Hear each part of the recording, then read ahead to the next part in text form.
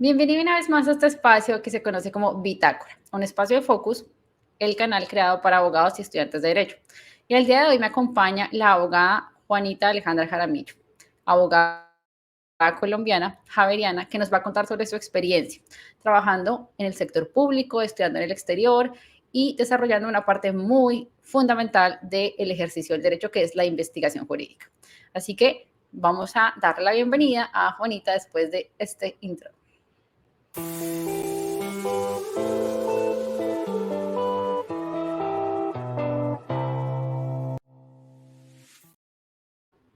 Bueno, les cuento un poquito. Juanita es abogada colombiana, ella es egresada de la Pontificia Universidad Javeriana y además tiene una especialización en Derecho Administrativo. Juanita ha trabajado como asesora del Ministerio de Hacienda y Crédito Público y en la actualidad realiza un LLM en International Law y Global Governance con la Universidad de Tilburg.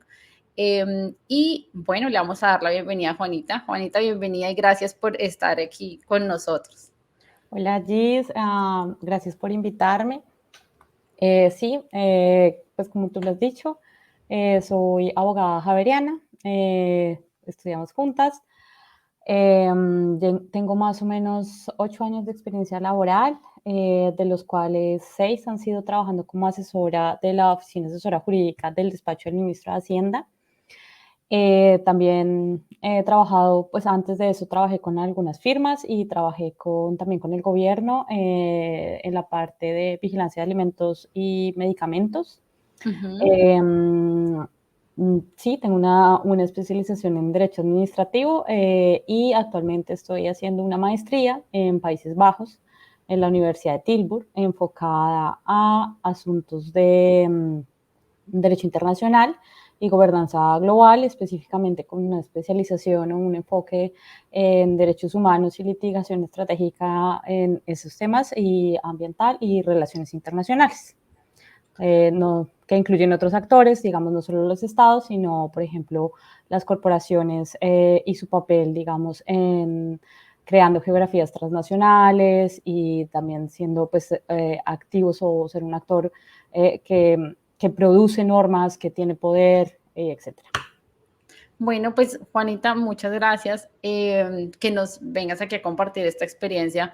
Como sabes y como ya te he contado, el propósito de Focus es como contar las historias de otros abogados, que los estudiantes sepan un poquito cómo cuál es la historia de otros y cómo luce ya el derecho en la vida real, ¿no? Que es diferente de pronto del derecho en la sala de clases, pero siempre me gusta en todo caso empezar por preguntarle a los abogados su experiencia universitaria, porque pienso que la universidad puede ser abrumadora y para muchas personas de pronto les parece que la carrera de derecho es muy difícil y creen que están solas, que a otros les parece fácil. Y no sé si puedes contarnos un poquito cómo fue tu experiencia en la universidad, qué materias fueron más fáciles, qué otras materias fueron más difíciles, qué hubieras de pronto hecho diferente ahora que ya terminaba este. Sí. Pues es una pregunta interesante. Estudiar derecho en Colombia, o pues por lo menos cuando yo lo estudié, implica varias cosas, porque creo que cuando uno sale del colegio y decide estudiar derecho es porque tiene algún gusto por la lectura o por las nociones de justicia, democracia, le gusta de pronto la política, alguna afinidad, ¿sí? O simplemente porque dice como, bueno, tal vez no soy buena en las matemáticas, soy mejor leyendo, entonces esta puede ser mi opción. Lo cierto es que esta carrera involucra varias cosas.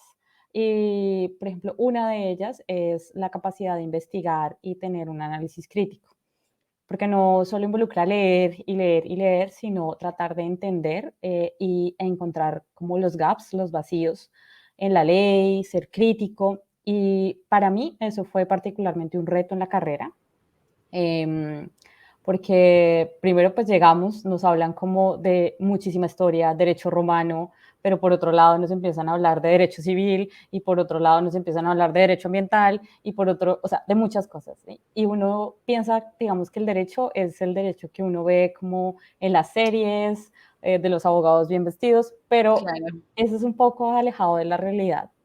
Entonces uno al principio pues puede estar como súper overwhelmed como con todos estos temas y sentirse en un salón abrumado con tanta información. Para mí eso fue difícil. También la carga de lectura, uno no, a pesar de que en el colegio pues uno también tiene que leer bastante, la carga de lectura en una carrera de derecho es bastante y creo que para sacarle el máximo o el máximo a una carrera, tú tienes que hacer esa parte, la autogestión de la lectura. Y eso es algo que a uno no le enseña a la universidad, o por lo menos en mi caso no fue, sino tú lo vas aprendiendo a pasar de los semestres, ¿no? Cuando te das cuenta que la diferencia entre las notas cuando lees bien mucho y cuando no lees tanto y te quedas solamente con lo que Claro, están en clase, ¿no? sí, Entonces, crear una disciplina de lectura y no de lectura solamente pasar la hoja, sino como preguntarme quién es el autor, qué me está diciendo, cuál es el contexto, ¿sí? ¿Esto para qué me sirve? ¿Sí? Y por ejemplo, yo me di cuenta que esa es una skill que tú necesitas mucho también en tu vida profesional, pero no eres como consciente de eso en la carrera.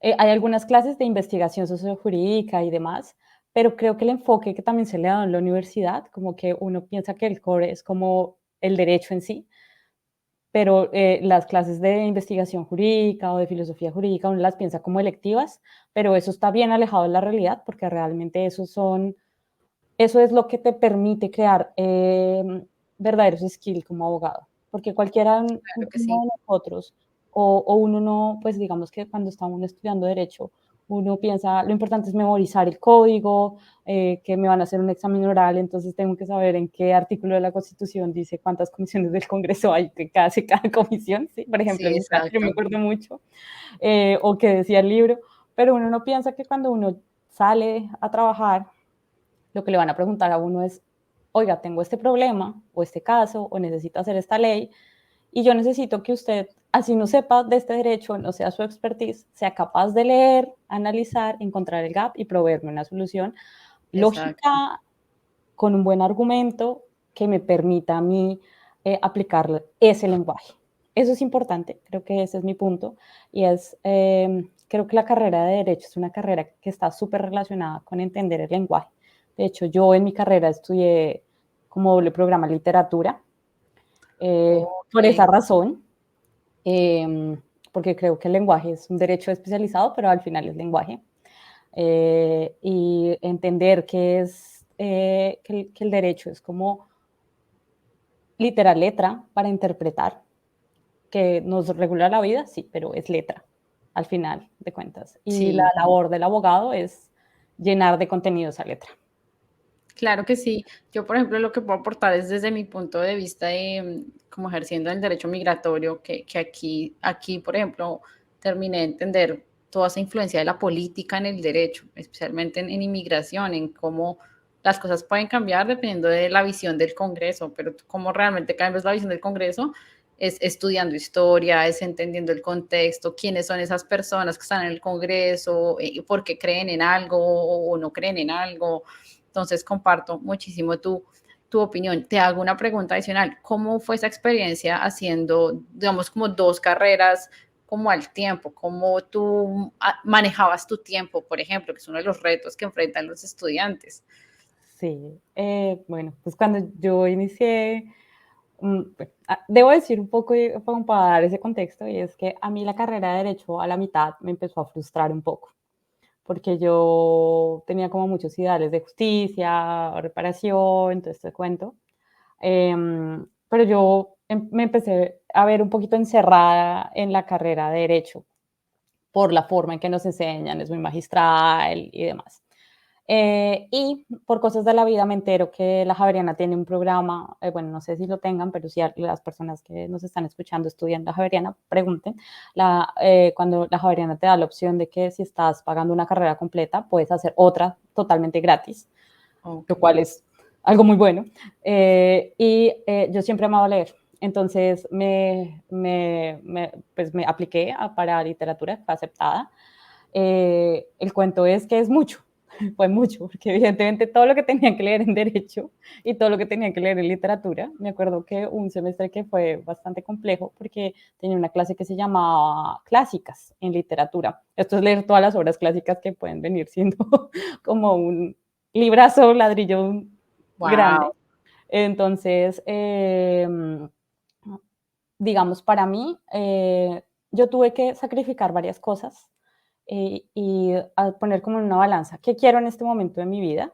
Tal vez estar ya a la mitad de la carrera me ayudó a entender que lo que yo quería era realmente estudiar, ¿no? Y que las fiestas o tal vez salir de viaje o estar tan afuera, pues no eran mi prioridad en ese momento y la verdad empecé a utilizar, por ejemplo, pues herramientas de gestión de tiempo, entonces empecé a planear mis días y a ponerme como tareas y autodisciplinarme. Entonces yo me decía a mí misma, es imposible que yo me lea 40, 50, 60, 70 páginas de un solo en un solo momento y las entienda y las pueda hacer bien. Pero si divido estas 40 en toda la semana, ya no son 40, sino 5 o 4 por día, ¿sí? Entonces lo que hacía era dividir, por ejemplo, si 4 horas tenía libres en la universidad, entonces, y sabía que tenía todas estas lecturas para la semana, lo que hacía era dividir esas lecturas. Y al final eso me sirvió. O sea, debo decirlo que de otra manera creo que no lo hubiera logrado nunca. Ujú. Hubiera sido imposible, me hubiera podido morir porque nunca hubiera podido dormir, comer y respirar. Claro, el Eh, manejo del tiempo, exacto. fundamental.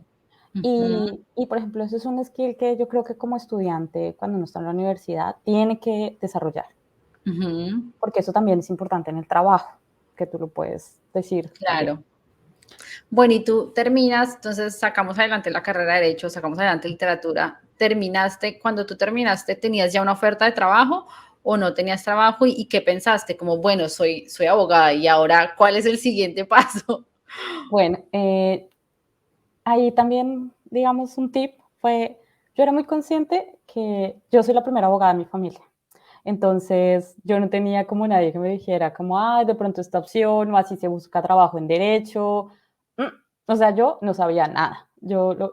Y la verdad es que yo soy una persona, a pesar de que soy como mm, dada a hablar, soy tímida y a veces como que dudo de mis capacidades. Entonces, yo tenía mucho miedo porque yo decía como, bueno, estudié estas dos cosas y ahora qué voy a hacer. O sea, además porque yo no sé, hay mucha gente que tiene más oportunidades.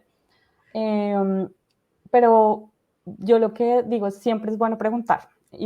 Yo fui a la universidad y le pregunté a nadie especial, ningún profesor ni nada, sino a la persona que nos ayudaba en la secretaría de la facultad, como, oye, ¿tú sabes si hay alguna manera en que los estudiantes de pronto puedan hacer algo con la universidad, un trabajo gratuito? O porque yo era consciente que necesitaba experiencia laboral antes de terminar así sea la carrera. Y ellos me dicen, eh, sí, puedes empezar a ser monitora de los diplomados que ofrece la universidad, es un trabajo gratis, pero eso sirve mucho. Yo comencé así. Entonces, en el 10º semestre de Derecho, yo literal regalé mi tiempo, o sea, como ya hacía 2 carreras, estaba loca, no comía, o sea, pero yo sabía que si no lo hacía era muy difícil, pues iba a ser más difícil conseguir trabajo.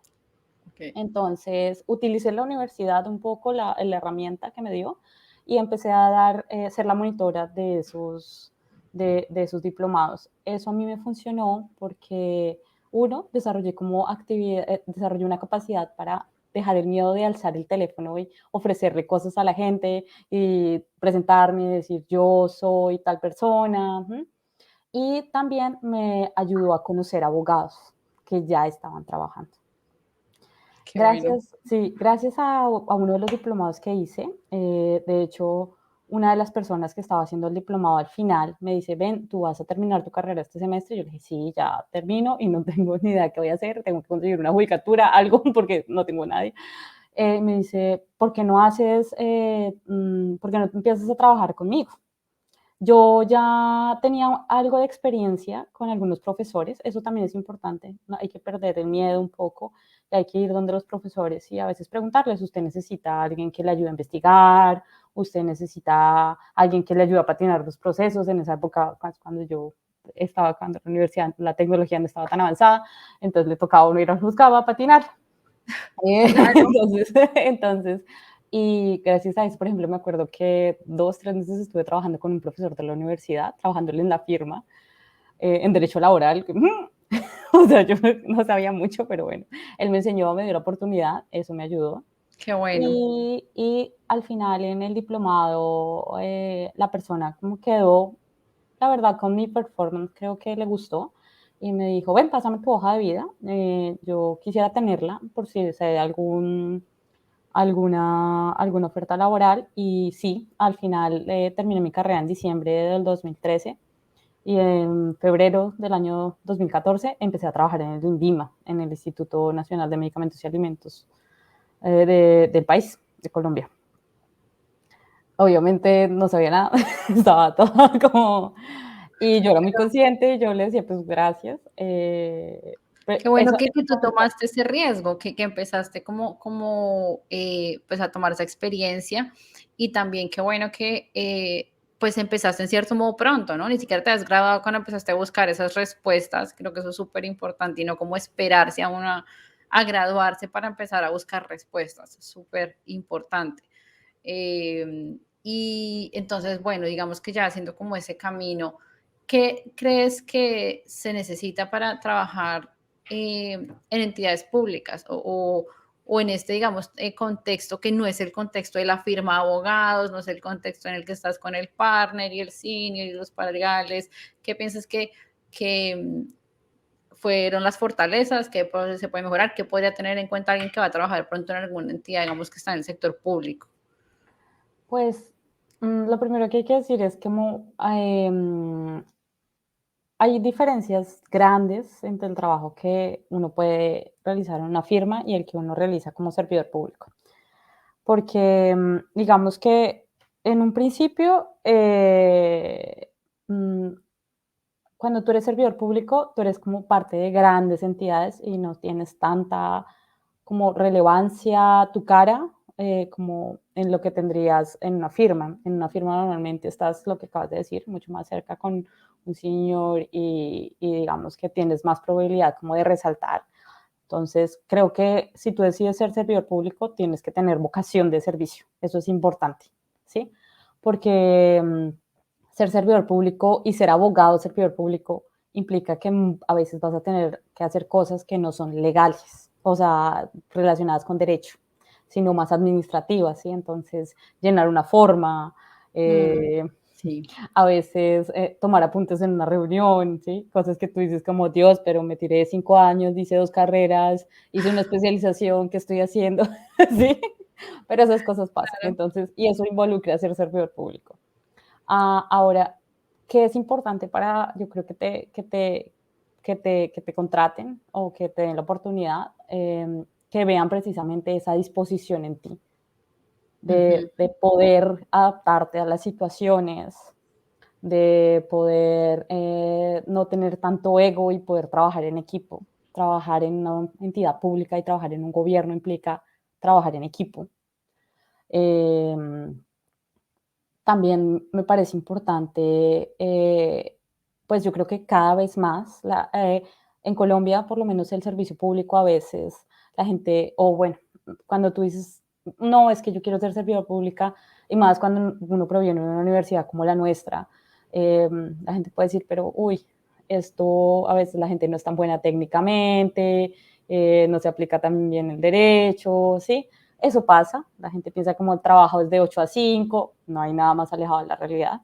O sea, creo que más que bien la gente que está ahora en el servicio público lo que busca precisamente son buenos abogados, gente que tenga capacidad de investigar, gente que tenga capacidad de acercarse a los problemas del país y proveer una solución por lo menos lógica y que pueda aplicarse. Eh, Ahora hay pruebas, tienes que prepararte para las pruebas, porque digamos que a veces, no sé, yo me acuerdo que las primeras pruebas que a mí me hicieron fue como apliqué el derecho de contratos estatales a una situación donde tocaba que liquidar un contrato porque aplicaron porque digamos era un tema de que no, financieramente no cuadraba y Mm, yo tenía que 21 años, acababa de salir de la universidad Y yo le decía a mi mamá, pero es que yo voy para una entidad pública, yo que no voy para abrigarte, o sea, yo no necesitaría Sí, hacer esto, ¿sí? Pero no, que va, o sea, uno piensa como, no, es más fácil entrar al servicio público. No es así. claro. Entonces, es importante prepararse también.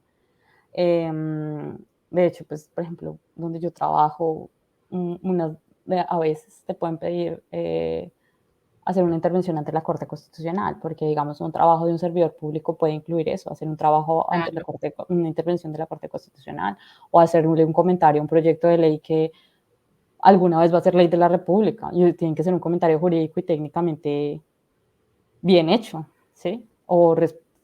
Entonces, es como yo siempre digo, como pues digamos, en mi caso, creo que mis fortalezas fueron como esa vocación de servicio. Yo realmente pienso y siempre he pensado que, pues aparte de ser abogada y pues tener mi vida, yo quiero ayudar. Y lo otro es, um, yo no, yo creo que cuando yo he dado mis entrevistas o he ayudado, yo nunca tengo gran ego, entonces es como si me pones a tomar apuntes, está bien. Si estoy con el ministro, bien. Si estoy con el vice, bien. Si estoy con un congresista, bien. O si estoy sí, sentada en mi puesto, está bien. Um, Mis debilidades, creo que también en su momento, fueron que yo no desarrollé ciertos skills en la universidad, como por ejemplo manejar las jerarquías.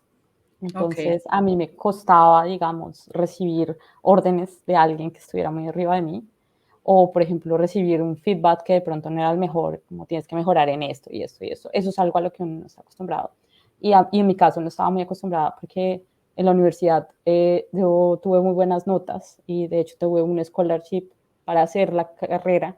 Entonces yo pues me creía una estrella y al final cuando cuando entré, pues obviamente uno no es una buena estrella y eso está bien. O sea, yo creo que uno tiene que entenderlo y uno tiene que entender que uno es un proceso y que uno puede fallar y uno es muy bueno muy buenas, en algunas cosas, pero no es bueno en todo. Eso fue algo que me enseñó el Ujú. trabajo. Y eso es algo que también, digamos que eso es una fortaleza y una debilidad. Aprenderlo cuando uno lo aprende es una fortaleza, pero es una debilidad si uno no lo aprende. Claro.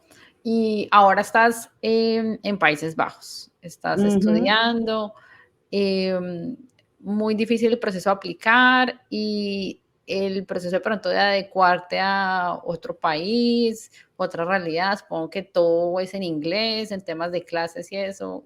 ¿Qué nos puedes contar un poquito de eh, esa experiencia? bueno, yo decidí aplicar eh, a Países Bajos.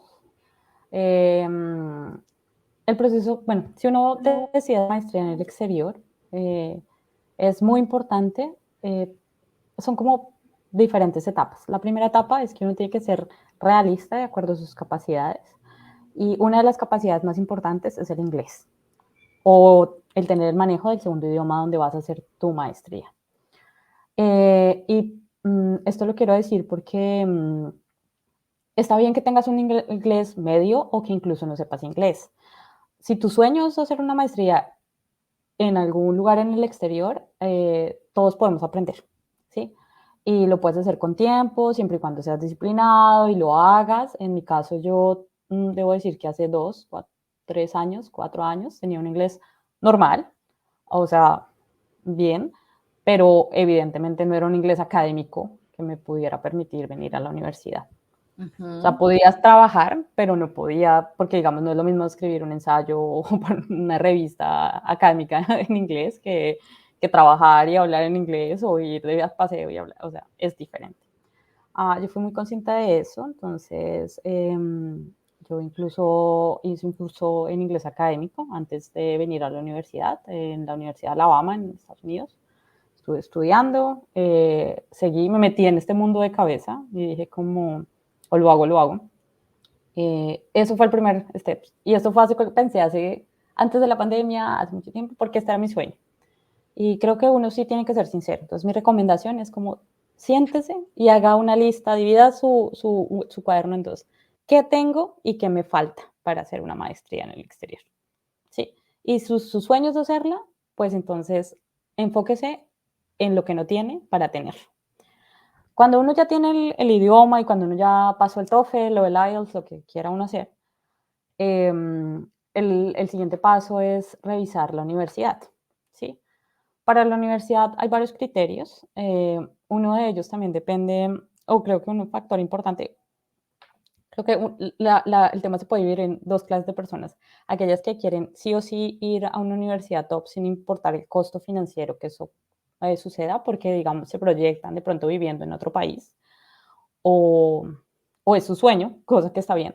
O aquellos que, digamos, si quieren hacer una maestría en el exterior y eso, en una buena universidad, pero tienen alguna limitación financiera. O de pronto tienen unas ganas de volver a su país, entonces, pues por lo menos, por ejemplo, pueden aplicar a Colfuturo, que tiene uno de los requisitos, el retorno, si uno quiere tener con donación. O en mi caso, yo quería aplicar una beca específica que involucraba el retorno al país para seguir siendo servidora pública. Todo esto me lleva bueno, y aparte, mi vida profesional me había dado también como una idea de cómo yo me veía en el futuro. Y era el tema político. A mí me gusta entender la política, me gusta entender las relaciones de poder, entonces eso es importante. Entonces, ¿cómo comencé yo? Yo me metí, hay hartas websites donde uno puede, creo que hay una que se llama lm.com y uno pone como el tema donde uno quiera estudiar, tecnología o gobernanza, y le saca como un listado gigante de másters en todo el mundo. Y los requisitos, el precio, es súper bueno, porque te saca el precio, te pone los requisitos en inglés, el tiempo, cuál es el perfil del estudiante que podría ser admitido, cuál sería el perfil del estudiante al finalizar la carrera. Yo hice toda esta investigación, yo soy un poco psycho con las tablas de Excel, entonces lo puse en Excel y me fui muy realista, o sea, me dije, bueno, yo me puse como un deadline y dije, yo quiero irme máximo en 2021, máximo, máximo. Ok. Y si yo me quiero ir en 2021, tengo que hacer esto y esto y esto, y las universidades que siento que se acomodan a lo que yo necesito y a mi presupuesto, a mi proyecto de vida, están en Países Bajos, en Reino Unido y algunas en Estados Unidos. Y para esto, cuando ya las escogí, mi recomendación es no escoja más de 5, eso ya es mucho, pero escoja algunas donde, no más de 5, donde usted vea que puede tener buenas posibilidades. ¿Sí? Y organícese y tenga muy en cuenta los deadlines. En Estados Unidos son como en noviembre, diciembre, en Europa son más o menos en febrero. Más o menos. Entonces ahí viene otro proceso y es como las cartas de recomendación. Las cartas de recomendación. Mi tema es, eso también es importante. En la universidad usted tiene que, de alguna manera, hablar con algún profesor cuando esté estudiando. A uno se le Tener olvida y buenas uno, relaciones. exacto, a Ujú. uno se le olvida porque normalmente, al menos las universidades, pues las que están con buenos rankings en el mundo, y la mayoría, pues yo no conozco todas, pero bueno, a las que yo apliqué, te pide por lo menos una académica y una laboral. Sí. Y no todo el mundo está dispuesto a dártela porque eso incluye tiempo, eso incluye eso. Entonces, ¿yo qué hice? Yo le escribí como a 20 personas por LinkedIn, sin Wow. miedo, como, hola, mira, yo soy Juanita, yo estudié contigo, o a mis jefes, y pues a la gente que estaba trabajando conmigo en su momento también, a la secretaria general del ministerio, como, mira, yo quiero hacer esto con mi vida, por favor, quiero darme una carta de recomendación. Y me tocó explicarles por qué, que la gente normalmente es exigente y te dice, bueno, yo voy a firmar y voy a decir que tú eres muy bueno, porque además estas cartas de recomendación son como también de comodín, porque te sirven para presentarte a las universidades, pero también te sirven para presentarte a las becas.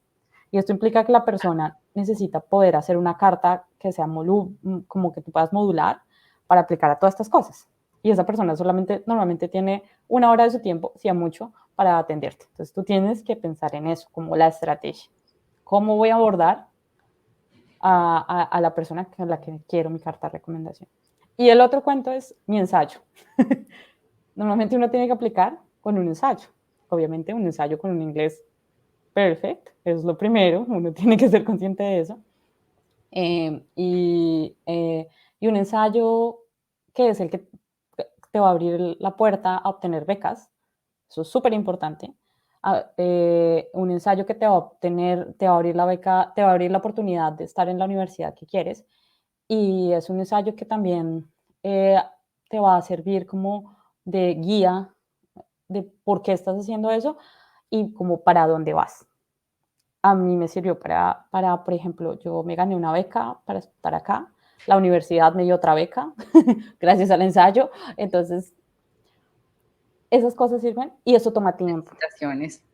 Sí, entonces, pero eso toma tiempo, entonces mi recomendación es, pues para aquellos que nos están viendo, es como sean muy conscientes de eso y lo mejor que uno puede hacer es como sincero con uno mismo, como qué puedo hacer y qué no, y a lo que uno vea que no puede, pues, o que no quiere, le demanda algo, pues desechar la idea y, bueno, y enfocarse en lo que uno quiere. Uno a veces tiene que decirse como la verdad, yo quiero hacer esto porque me gusta, porque de pronto no es la mejor, no es la universidad más top, pero es el único programa que yo encuentro. Por ejemplo, yo quería hacer algo en gobernanza global y realmente, pues, esa sensación de comunidad es acá en Europa. Pues, ellos son los que crearon la idea de Unión Europea de este tema.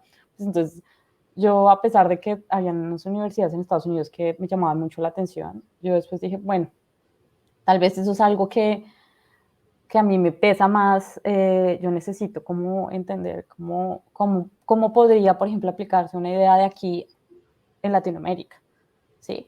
Ese era como mi propósito. Por ejemplo, yo tenía Rotterdam en mi radar, tenía Utrecht en mi radar, apliqué, pero lo que más quería era Tilburg. Y yo tenía un costo adicional, y es para aquellos que están casados o en pareja, es posible venir en pareja. Yo vine con mi esposo, él estudia también en Tilburg, otro programa totalmente diferente, nada que ver con lo mío. Y los dos, cuando decidimos hacer esto, hicimos como esa promesa, nos pusimos esos deadlines y nos hicimos un schedule y los dos hacíamos todas las actividades. Eso también es como un tip. Si ustedes tienen a algún amigo, alguien que quiera como un mismo sueño o que incluso está aplicando hacia otra universidad en otro país, lo que sea, júntense con esa persona. Las cosas es más fácil hacerlas en compañía, ¿no? Entonces, porque uno tiene al otro que le dice, oiga, ya hizo lo que sea, el ensayo, ya aplicó a tal beca, ya ya estudió para el TOEFL, ya alguna cosa, ¿sí? Entonces, sí, no, Claro. no, tal vez sí. Entonces, eso. ¿Qué significa estudiar en Holanda? Holanda es un sistema de educación totalmente distinto. Yo me llevé varias sorpresas estando aquí. Me Eh, imagino choques culturales, académicos, Sí, sí.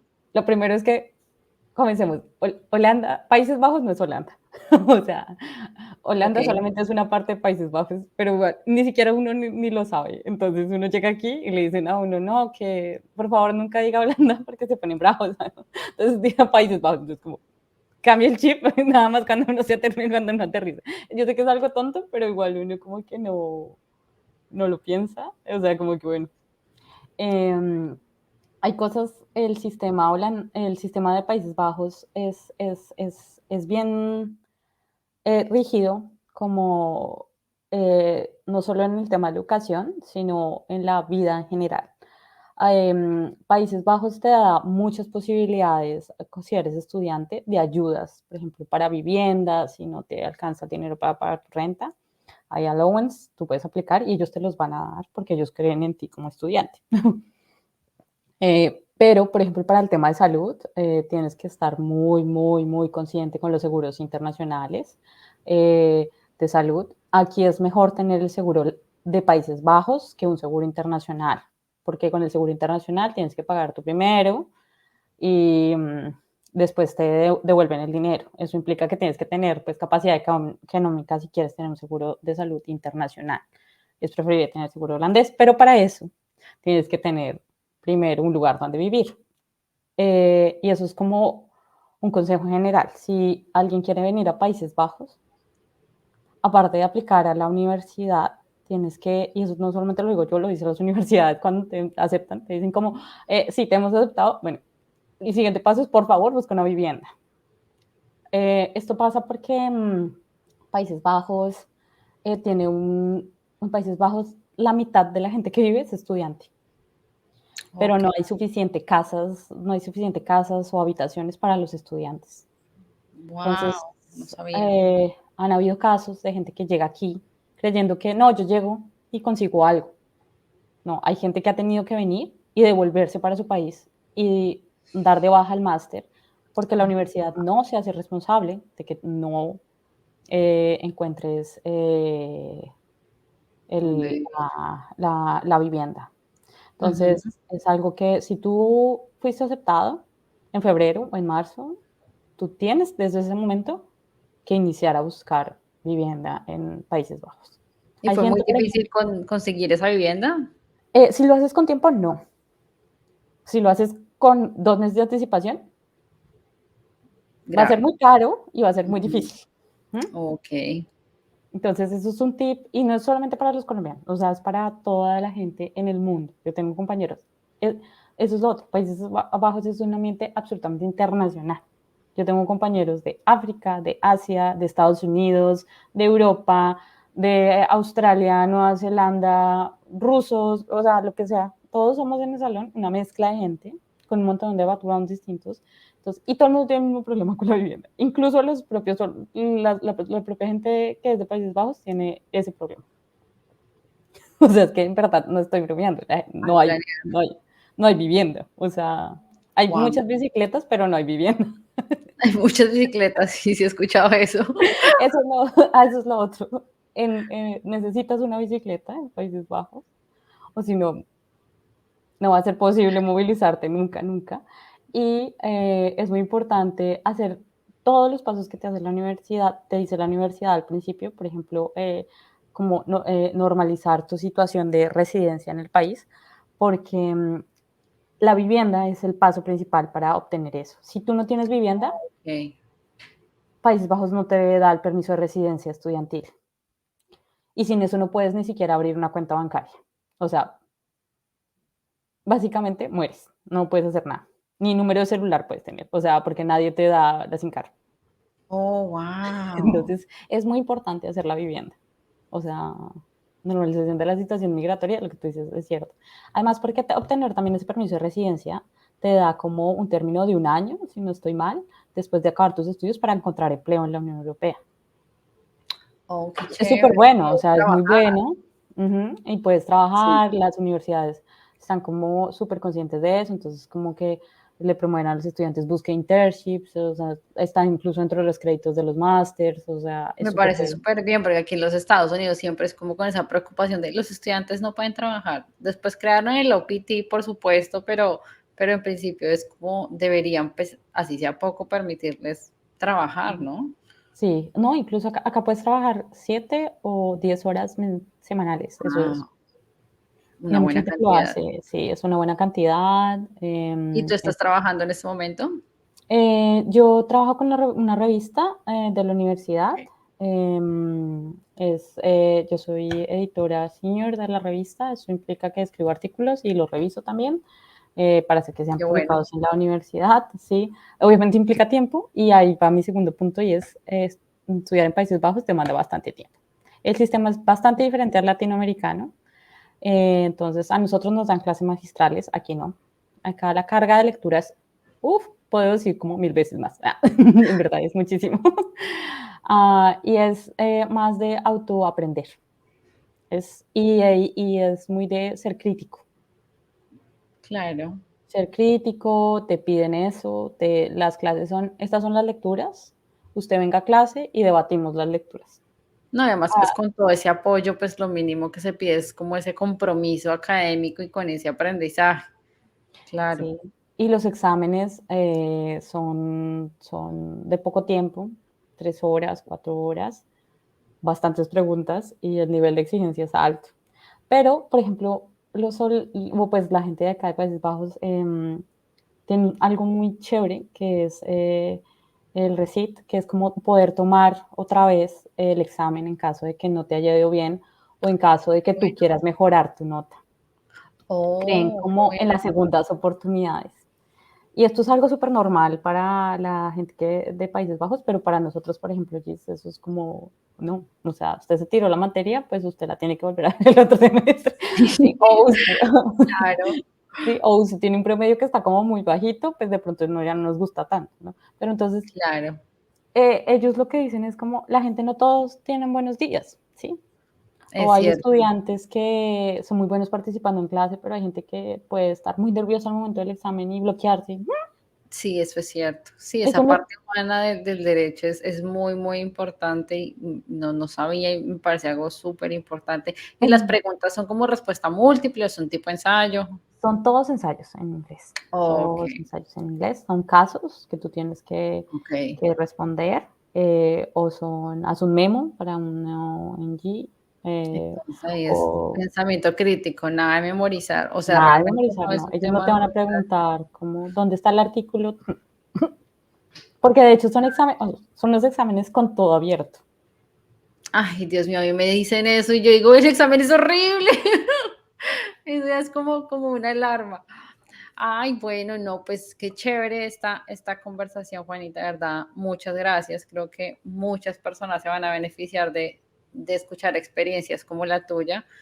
Y te deseo mucho, mucho éxito con ese programa en Países Bajos y con tus estudios. De verdad, gracias por compartir con nosotros. Y ya, bueno, no sé si quieres dejarle un último mensaje a los nuevos abogados, a los que empiezan hasta ahora en su carrera. Pues mi mensaje es que se arriesguen. O sea, yo pienso que uno siempre tiene como un no en la vida asegurado, como para todo. Y lo único que uno saca arriesgándose y tocando puertas y decir, yo quiero hacer esto, o hablándole a las personas o animándose, es lo único que uno puede sacar, es un sí. Entonces, cuando estén en la universidad y tengan, no sé, les guste algo, puede ser que les guste la investigación jurídica y de pronto no es algo que le guste a sus compañeros y nadie lo tiene por qué saber, pero si les gusta, vaya y ábrele al profesor. O si ustedes quieren trabajar en algún lado, de pronto escríbanle a esa persona en LinkedIn. O si ustedes quieren, tienen o quieren aplicar un máster y no tienen ni idea de cómo hacerlo, escríbanle a alguien que ya haya hecho ese máster. Uno a veces piensa Mm, que a uno no le enseñan y eso es algo que he aprendido también acá. Acá los holandeses son directos y preguntan. Y es, si uno quiere algo, uno lo tiene que preguntar, porque lo único que uno ya sabe que puede recibir un no, eso uno no pierde, pero cuando uno recibe una respuesta de alguien, uno está ganando un montón. Y cuando a alguien le comparten una experiencia, uno gana un montón.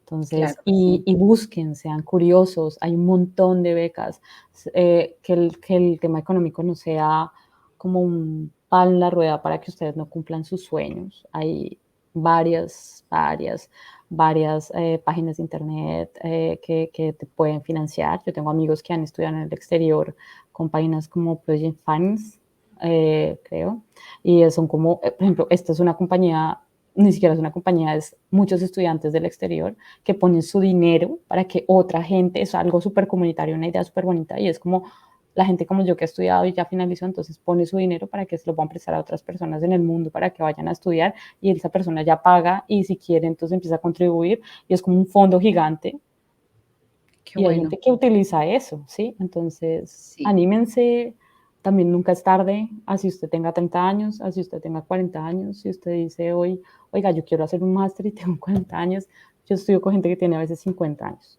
estudiaba aquí con gente que tiene 50 años, o sea, gente de Países Bajos que dice como estoy aburrido en mi casa, yo como que voy a hacer un máster, lo que sea, o este era mi sueño, yo estudiaba con una persona de Finlandia, o sea, una finlandesa, una mamá ya grande, tres hijos y eso, y ella decía en su clase es que, no, es que yo estudié contabilidad y yo trabajé toda mi vida en contabilidad y eso, pero es que mi sueño siempre fue ser ahora abogada y entonces yo aquí estoy.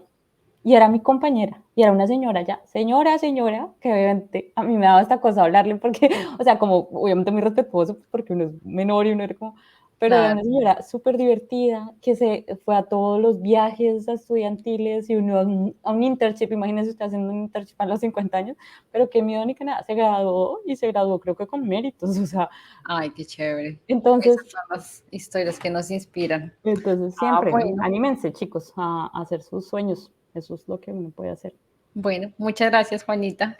No, a ti, Gis, por invitarme. Bueno, y muchas gracias a todos los que nos ven. Ya saben que si quieren participar con Focus o tienen preguntas, lo pueden dejar en los comentarios o en redes sociales. Focus para Abogados. Muchas gracias y nos vemos en el próximo video.